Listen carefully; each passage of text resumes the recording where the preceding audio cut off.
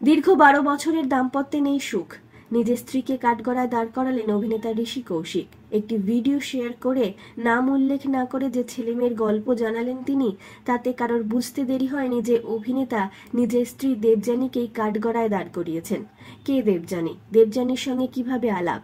কবে বিয়ে হলো? চলুন আপনাদেরকে জানানো যাক। আপনাদের সবাইকে স্বাগত সিনে গসিপে। 2011 সালে 7 পাকে বাধা পড়েন দেবযানী আর ঋষি কৌশিক। 12 বছরের তাদের সংসার।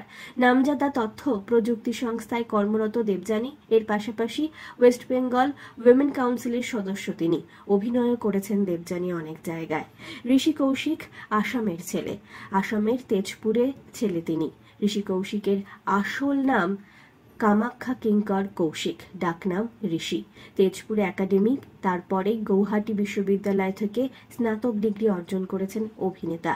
ঋষি আর দেবযানীর আলাপ হয়েছে এক বন্ধুর সূত্রে।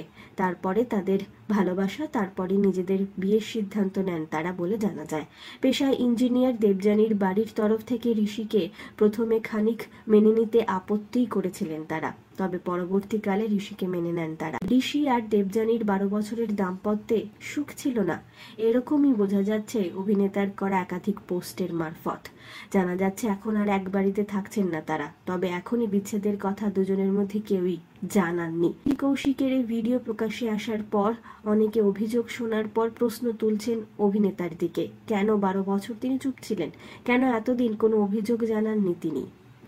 সত্যিই কি ঋষি কৌশিক আর দেবযানী নিজেদের দাম্পত্য শেষ করতে চলেছেন? তা তো জানা যাবে আগামী দিনে। বিনোদন জগতের আর অনেক খবর নিয়ে আসছি, জুড়ে থাকুন আমাদের সঙ্গে। আমরা হলাম সিনে গসিপ, জুড়ে থাকুন আমাদের সঙ্গে, সাবস্ক্রাইব করুন আমাদের এই ইউটিউব চ্যানেলটি।